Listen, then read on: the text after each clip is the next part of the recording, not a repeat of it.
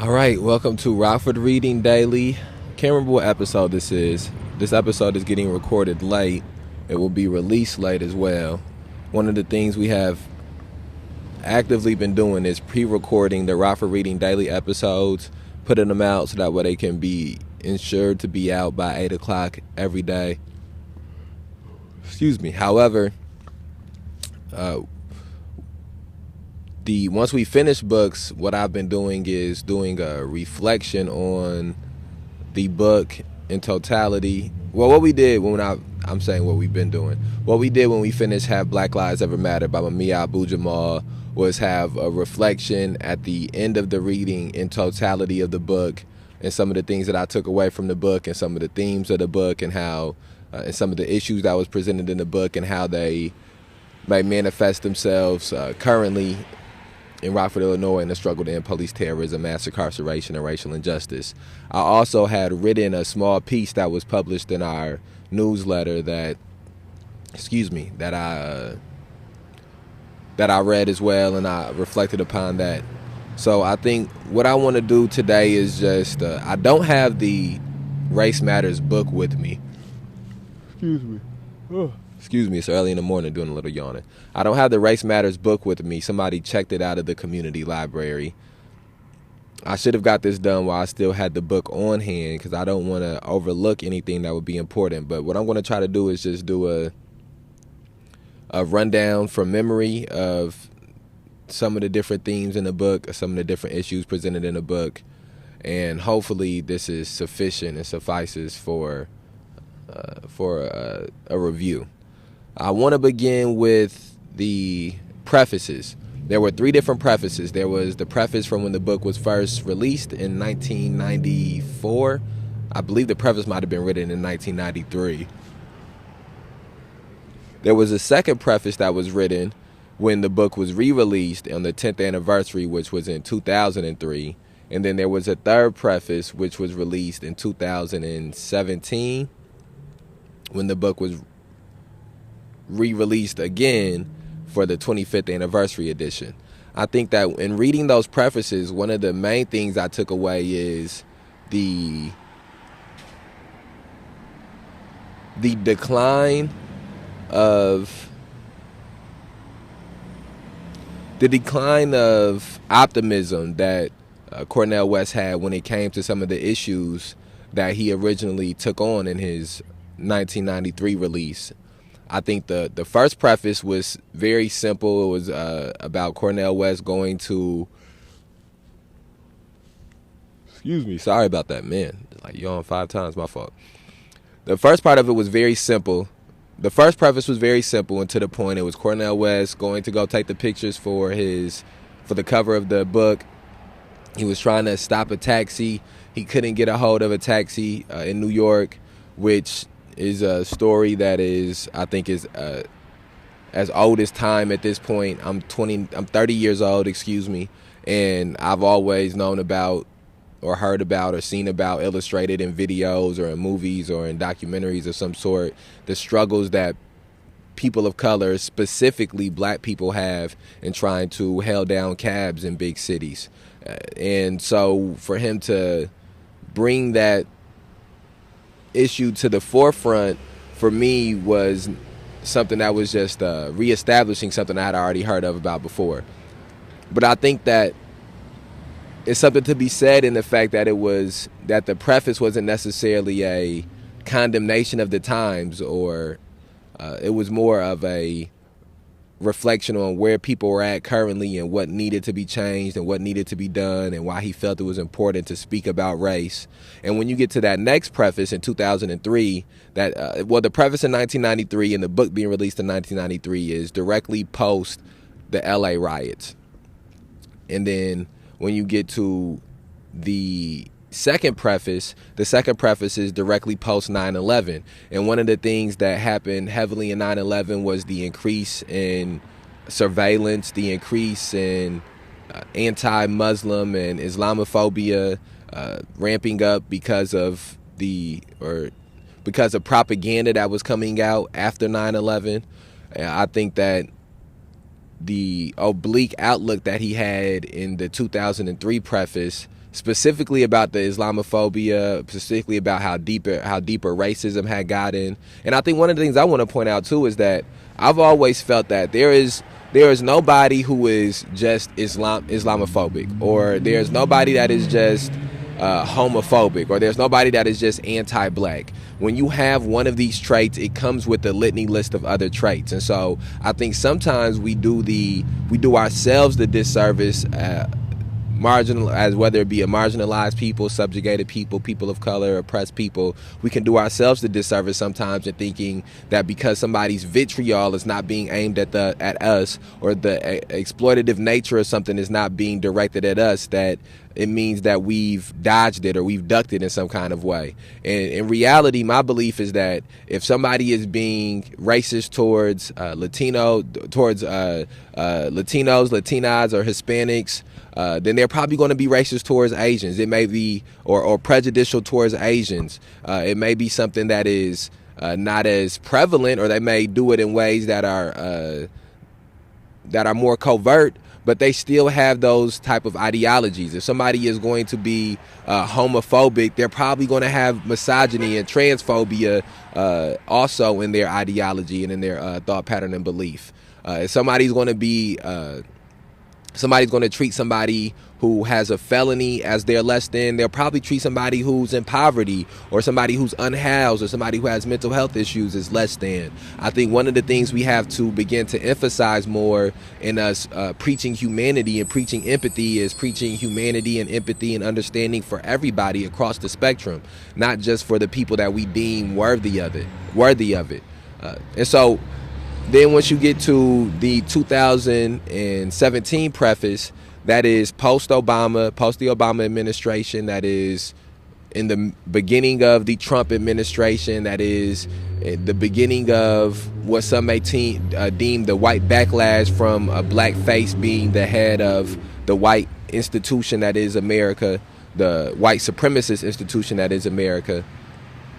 And also it's in the midst of the Black Lives Matter movement, in the midst of the struggle for black lives, in the midst of a resurgence of the black liberation struggle, which has been the quintessential and vanguard struggle in America. And one of the main things I take away is from the 2017 preface is the dangers of complacency. I think that through the Obama administration, there was a complacency about these issues from older generations of black people who felt as if they had a watershed moment with Barack Obama being elected. There was a complacency from white liberals who felt as if the issue of race had been eradicated, that we lived in a colorblind society. And the complacency that those people had is what I believe led to the lack of impotence that Barack Obama had on not only just addressing these issues of racism, addressing issues of police terrorism, mass incarceration, and racial injustice adequately and often, but also in getting rid of them or absolving these issues in some type of a way. And so I think another one of the things I take away from the prefaces, and from all three of these prefaces are the expanding of this concept of American imperialism, the expanding of the prison industrial complex. Also, when in 1993, the post LA riots, there was a video of Rodney King being assaulted and beat, and that's what led to the riots that took place and the uprising. Excuse me, I would prefer to use the term uprising. I don't think the word riot is something that is negative, but I believe that there are negative connotations that come with the word riot because of people's lack of understanding of how many times in this nation there have been riots about certain things, and what those riots.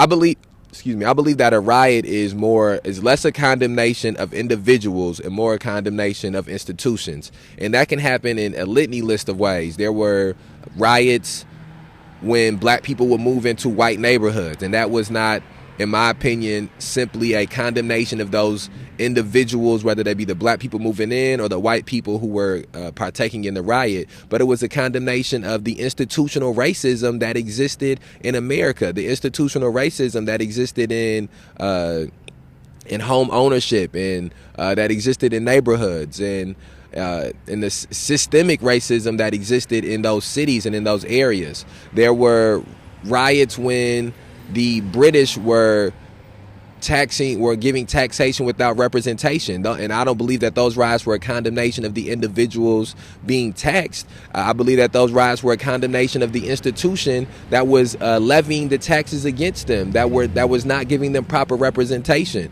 It was a condemnation of the institution and of the monarchy that existed across seas in Britain.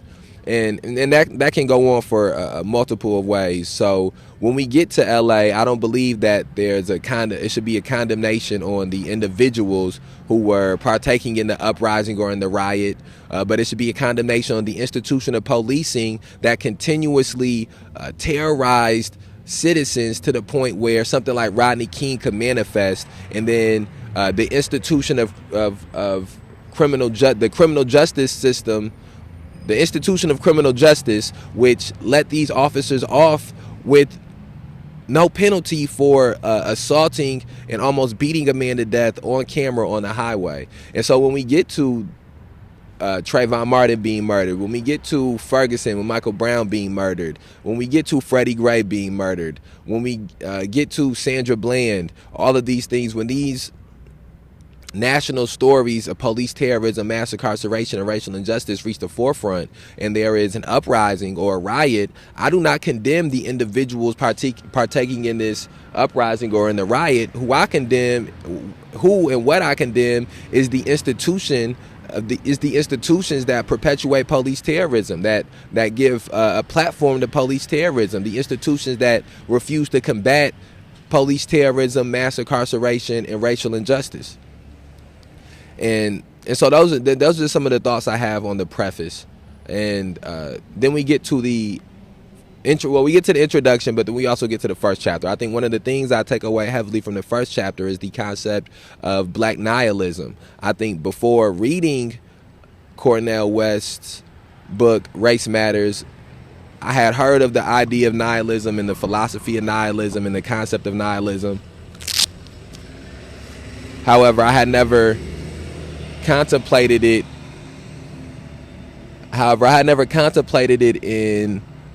In direct relation to the struggles that black people have within this American society. And I think that once I read this book, one of the first things that I began to do was research nihilism more, look up the definition of nihilism more, the philosophy, the concept of nihilism more. And as I continue to go through, and that's something that I would implore anybody to do when you are reading, is if you come across a word or a term that you're not as familiar with, or that you maybe don't know as well, to take time to pause reading whatever you're reading, or pause listening to the audio book that you may be listening to, and to dive into those things and to read more about those things and to try to find out more about those things. And so that's what I did when it came to the concept of nihilism, is to try to, what up, bro? What's good with you? How you feeling? Man, I appreciate it. I seen that video that you dropped. I see you. You working. No, I love for real. Next time you have one of the meetings too, I'm going to try to slide up. I seen that last one you had a little bit too late. Be safe out here, bro. It's good seeing you for real, bro. I appreciate the love. Yep. And so, my fault. We had somebody come by saying what's up. I think one of the other things I want to point out is, and then we were talking about nihilism. So I just think it's important to research some of these concepts as you are reading things. But I want to get to the idea of nihilism and how I believe that the way Cornel West painted nihilism in the black community was very informative for me personally, and how it can be very informative for a lot of other people who, whether they're inside the black community or outside the black community, to give a deeper understanding of how we have gotten to the point of neighbor areas that may be like Chicago, areas that are like Rockford. Rockford has a heavy amount of violent crime. Has a heavy. Last year we had the most murders on record in city history. And I think that one of the things Cornel West talked about is that he viewed nihilism as a hold on one second, I gotta take this glove off. He viewed nihilism as a loss of hope, a loss of meaning, and a loss of love, and specifically for the black community.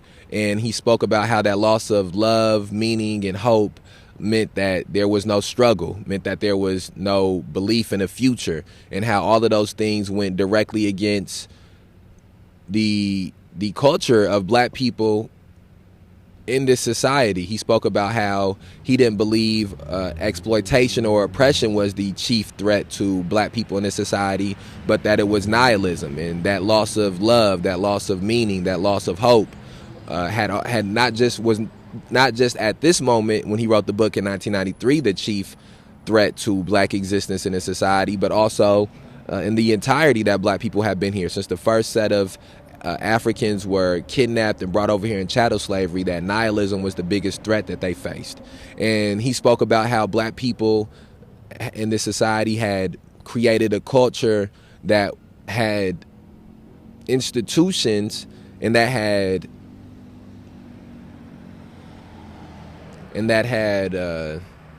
value systems that could combat that nihilism. He spoke about how during slavery, and I'm going to just sort of revert from less of what he spoke about and sort of put some more of these things in my own terms and in my own perspective.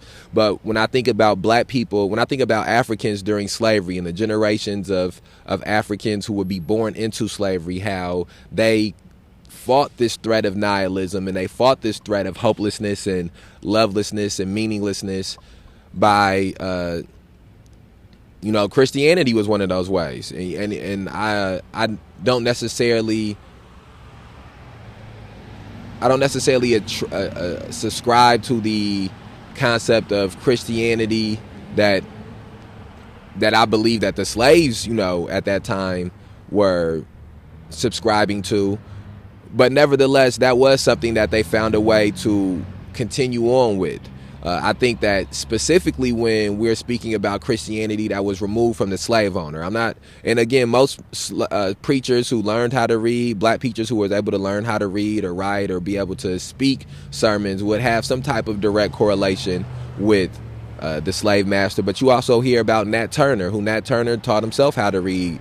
Nat Turner believed that he had a direct line and passage to God when he was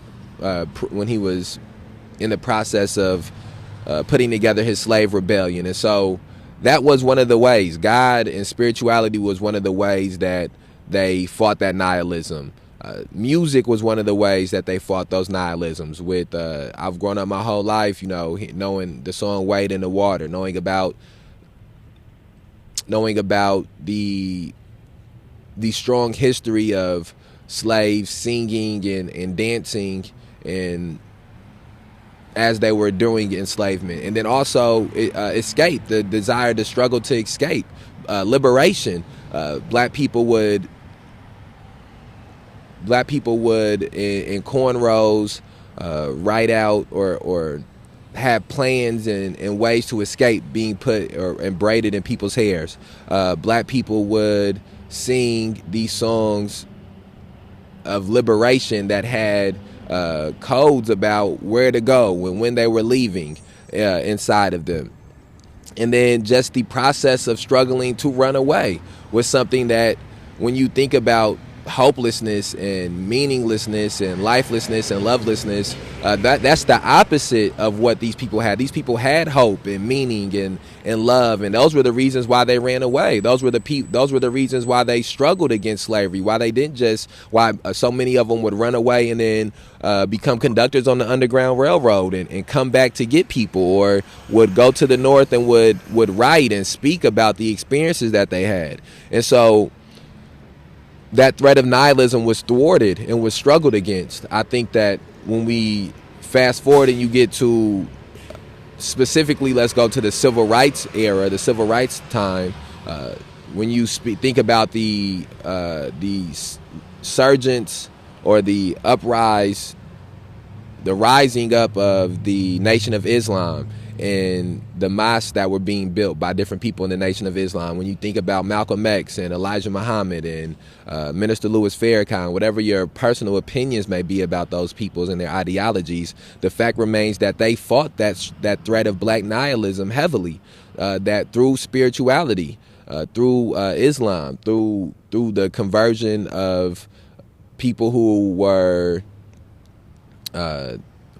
non-believers who were in prison, or maybe people who might have been Christians who were in prison, and converting them to becoming Muslims, and they would speak about how Malcolm X specifically spoke about how part of that conversion meant giving up alcohol, meant giving up doing drugs, meant giving up running numbers, and these were all things that once removed, they believe gave back that meaning, gave back that purpose, gave back that hope, gave back that love, and also when you think about all of the different NAACP, CORE, SNCC, SCLC, all of these different groups that were emerging in the 50s and 60s. NAACP dates back earlier than that, but that were actively engaged again in the struggle for liberation, and how that struggle for liberation fought that and thwarted that nihilism, fighting these cases in court, fighting Brown versus Board of Education. Yeah, Brown versus Board of Education. When you look at the sit-ins, when you look at the marches, all of these things were similar. All of these things were different versions of running away from the plantation. All of these things were different versions of slave uprisings, of slave revolts. James Baldwin once called the civil rights era, he said that people shouldn't call it the civil rights era, that they should call it the second slave insurrection, because that was how it was handled. That's how it was put down. It was put down like a slave insurrection, by imprisoning and by killing the people who were at the forefront of this struggle. And so again, I'm reminded of how that black struggle fought against the threat of nihilism. Again, I'm reminded when we were speaking about songs and the importance that songs placed, that one of the things that Martin Luther King Jr. speaks about heavily in his autobiography is the importance that the freedom songs had with the freedom movement that was going on. Excuse me. Sorry about that. In the 50s and 60s. And so again, we see that musical cultural element is something that is used to fight against the nihilism that exists, or that was threatening black existence. And then also spirituality. Martin Luther King Jr. was a preacher. Malcolm X was I'm trying to think. I can't think what the proper term. Minister. Malcolm X was a minister. Malcolm X famously, on one of his most notable speeches, the Ballad or the Bullet, speaks about how a lot of the black preachers and black ministers and black reverends had become more known for their fight against racism and segregation and white supremacy than they were known for their spiritual or religious beliefs. And so I just say that again to say that this concept of spirituality was something that was helping culturally to struggle against the threat of nihilism, this threat of meaninglessness and purposelessness and lovelessness and hopelessness. And churches were a place, and mosques were a place where organizing meetings were held regularly. And so I just think that those are some of the commonalities between the time periods. Now, when we fast forward to the 90s, I think one of the things that we have to keep in place and keep in mind is that we have seen a host of, and let's not even go in, Cornel West was speaking about the 90s, but I want to fast forward it to where we are at currently. And so currently, some of the reasons that those instruments that were used to fight against nihilism are not as prevalent anymore is because of market values. It's because of the prevalence of market morals, which is something that Cornel West spoke about because of the prevalent. And I trace market morals and market values directly to capitalism. And one of the things we must understand is that when black people, when just simply being black made you subjugated and made you marginalized, and it didn't matter how much money you had to get your food out the back of the restaurant. It didn't matter how much money you had to live in the black side of town. It didn't matter how much money you had, your kids had to go to a black school. It didn't matter how much money you had, you could not have a white wife without being lynched, or it was illegal to have a white wife. It didn't matter how much money you had or what kind of a job you had, you couldn't go to a white doctor. And so all of those, when you think about all of those things, it lets you know how, when it lets you understand why there was such a strong cultural fight back against the institution of racism, why it was such a strong cultural fight back against nihilism, because it really was a concept of all for one. You never knew you had, when it was only a handful of black people in a city or in an area, you were not behooved to be fighting with the black people in that city, in that area, because of the fact that you were constantly fighting with the white people in that area, and you were going to need those black people to help sustain you in that fight. And famously in Tulsa, I know a lot of people know about the Tulsa race riots that took place. I don't know how many people know that the beginning of that race riot was a black man who was about to be lynched, who was arrested, who was getting ready to be lynched for, I believe, being alleged to have raped a white woman. The black community was saying that he didn't do it, that he was innocent, and he wasn't being freed. So the black community took it upon themselves to go and to free him themselves, because they knew his innocence to be true. And the taking of him is one of the things that was the catalyst to the Tulsa race riot. And I bring that up to say that lets you know the type of solidarity and oneness that existed in the black community back then, that they went and got this man that they knew was going to be killed. They went and got this man with knowing that there would be repercussions from it, but they did it because they understood the power in it being all for one. But also they understood the fact that any one of them could be him tomorrow or the next day, or their child could be. And if they wanted their child or their lives to be saved or to be spared, the best way to do it was to make sure that they were saving and sparing other black people's lives. And so when we get to 2021, when you understand the history of what has happened, token integration has taken place in this country. They have, and this is not a accurate number, but let's just use it for now. Let's say 15% of the black people who used to be falsely arrested, that were denied employment, that were denied education, that were denied proper living conditions, they've substituted that 15% of black people for 15% of white people, or for 10% of white people and 5% of some other race, and they've taken that 15% of black people who once dealt with those things and put them into the mainstream of American society and allowed them to have equal education, not equitable but equal education, allowed them to have equal housing, not equitable but equal housing. And I say equal and not equitable because equity means that you have to balance something. You have to balance it. And so you can't simply, if there's 3 generations of people that have been miseducated, and the way that and the reasons that they were allowed to be miseducated is because somebody else was properly educated, or overly educated isn't really a thing, but had education that was over and beyond adequate, then the only way to get to equity would be to hold back the people who are beginning the education that was above and beyond, and begin to give above and beyond education, not only to that one generation of people who's in school, but then you have to also go back retroactively and find a way to educate the other generations that have been miseducated, so they can change the trajectory of their lives as well. And I think that's a conversation for a different day. But that, to me, is the difference between equitability and equality. You can Google, and they have a bunch of images that show these things and paint these things things out in a good light that can help people probably understand it a little bit better than I'm doing here in this quick summary.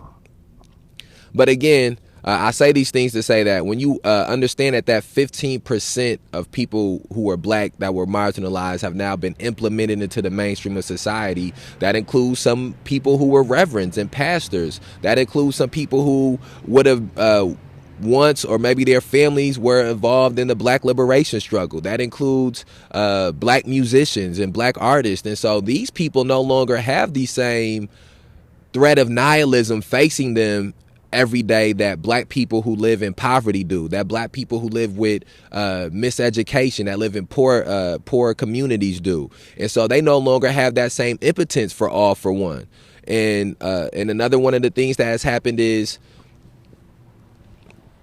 the money, as I was pointing out, when you can have $1 million and still got to get your food out the back of the restaurant, it lets you know that money ain't everything. When you can have however much money and your kids still got to get bad education and you got to still worry about getting lynched when you walking home or your house getting bombed, it's a reminder that not only that money ain't everything and that money ain't real, but when you remove some of those things and they don't happen in that same type of prevalence, people begin to once again put money at the top of their value system, at the top of their beliefs, at the top of their ideology. And what happens is when you have, for generation after generation, young black people seeing that, they begin to put those things there. They begin to think, well, if I just get enough money, I can escape this neighborhood that that gets over policed, or I can escape this neighborhood where the air isn't good, or I can escape this neighborhood that has this violent crime. Then all you can start worrying about is money and how you can make money. And when you factor that desire for money with the lack of opportunity for employment, for the lack of opportunity for livable wages in employment, and you add to that the heroin epidemic that took place in the end of the 60s and in the 70s. When you add to that the crack epidemic that took place in the 80s and in the 90s. When you think about the opioid epidemic that is taking place now, and you understand that this black market has been enabled by the government. You can go back and you can see how the American government helped heroin get into this country. The American government helped cocaine get into this country that would be used to make crack. The American government has bailed out Big Pharma and has only given Big Pharma slaps on the wrist as they've contributed to this opioid crisis. Then you see how the government is not an impediment to these drugs being sold, to these drugs being divvied out, to this black market existing. And anytime any black market exists, if right now you make it illegal to sell bicycles, there will be violence that comes with bicycle selling happening now because it's an unregulated market, because it's a black market. There will become bicycles that are not put together as well, and more people will probably start having bicycles breaking down on them while they're in the middle of driving and lead to more bicyclist accidents. And again, this is comparing apples to oranges, but again, I'm just trying to paint the picture of the reason why it's important to have some of these things regulated. And so when you think about all of those things together, and then also don't forget the lack of gun control that exists within this country. And so guns are being sold on the black market, and these guns are being used for people to strengthen their heroin business and strengthen their crack cocaine business and strengthen their opioid business. You get to a place where you understand how this violence begins to become so prevalent in these communities and these neighborhoods. In the same areas that were prevalent in violence when people were selling heroin in the 70s, not 7 times, 8 times out of 10, they were prevalent in the 80s when people were selling cocaine and selling crack. They're prevalent now with the opioid crisis because these areas are allowed to be like that. They're allowed to be like that because resources aren't put there, and then those resources are put into other areas where people know not to go to sell drugs at. And usually these areas are areas where black people lived at, our communities where black people exist. And so that to me, gets you to a point where you understand why the nihilism is so strong, why that meaninglessness and that purposelessness and that lovelessness and that hopelessness exists to such a strong level, is because of generations upon generations of dealing with the violence that comes with the heroin epidemic, dealing with the imprisoning of fathers and brothers and sisters and cousins and mothers that comes with the heroin epidemic, the imprisoning of those same people with the crack epidemic and with the opioid crisis. When you think about how mass incarceration has ballooned and how many people grow up with their parents in and out of the mass prison industrial complex, again, you're reminded of why this nihilism exists in the manner that it exists, because a lot of young people grow up basically seeing a life of hopelessness. And we're at about 35 minutes here, and I don't want to make this an extended episode. I knew it wasn't really be without having a book here and without being able to flip through the chapters, there probably wouldn't be a way for me to specifically point out things about each book, and really, I mean, each chapter in the book, and really 30 minutes is just really too hard to do that. I think what I want to do is just go through and read this last piece that I wrote on Black Nihilism, a reflection of chapter 1 of Race Matters by Cornel West, and then we will end this episode, and I'll get you and we'll get ready to start our next book, which will be Citizens, Cops, and Power. Okay, let's read through this. In the opening, damn, that was loud as hell. Turn this mic down some. Yeah. In the opening chapter of the book, Race Matters, Cornel West makes the statement that the biggest threat to the black community is and always has been the threat of nihilism. He states that the way he is referring to nihilism is not a philosophical doctrine, but instead the, quote, lived experience of coping with the life of horrifying meaninglessness, hopelessness, and lovelessness, end quote. He makes the point that a life without hope has no future and that a life with no meaning has no struggle. Cornel points to a rich cultural history in the lives of black people in America, tracing back to slavery, that instilled the necessary tools into the black community to combat this threat of nihilism. Culture, in this sense, is rooted in institutions such as, but not limited to, families, schools, churches, mosques, televisions, radio, video, and music.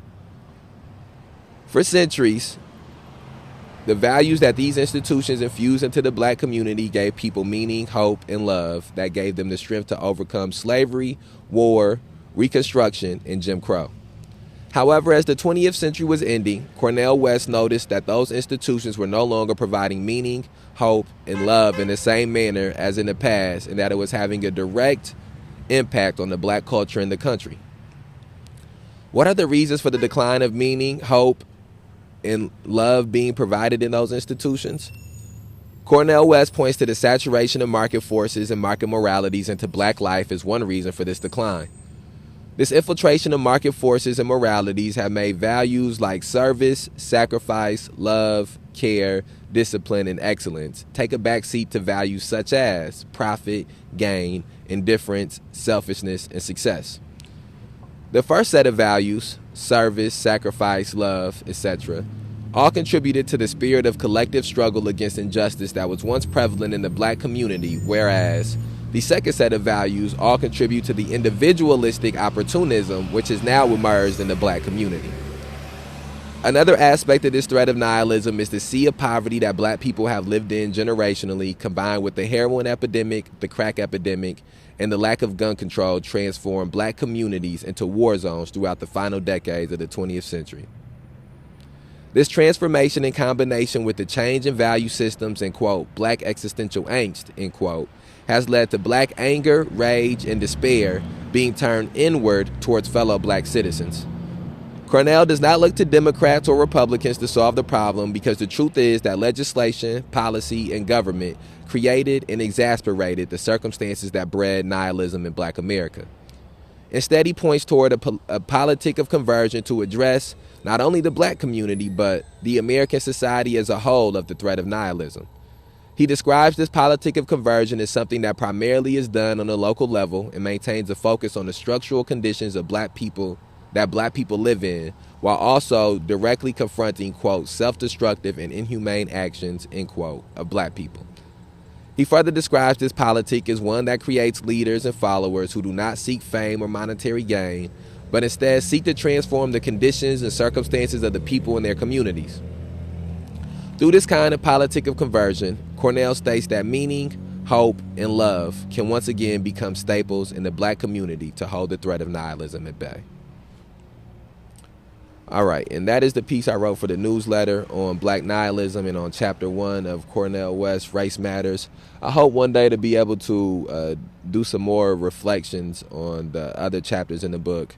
It was a lot in that book. I would implore people to go back and listen to those. If they haven't, listen to those episodes of us reading Race Matters. And I'd also implore people to go and purchase the book Race Matters by Cornel West. Go listen to some of Cornel West's speeches. He is a prophetic philosopher of this time. Share this on whatever platform you're listening to it on. Like us on Facebook, follow on Twitter, May 30th Alliance. On all those things, subscribe on YouTube, follow on TikTok, follow on Instagram. New episode tomorrow. We outside.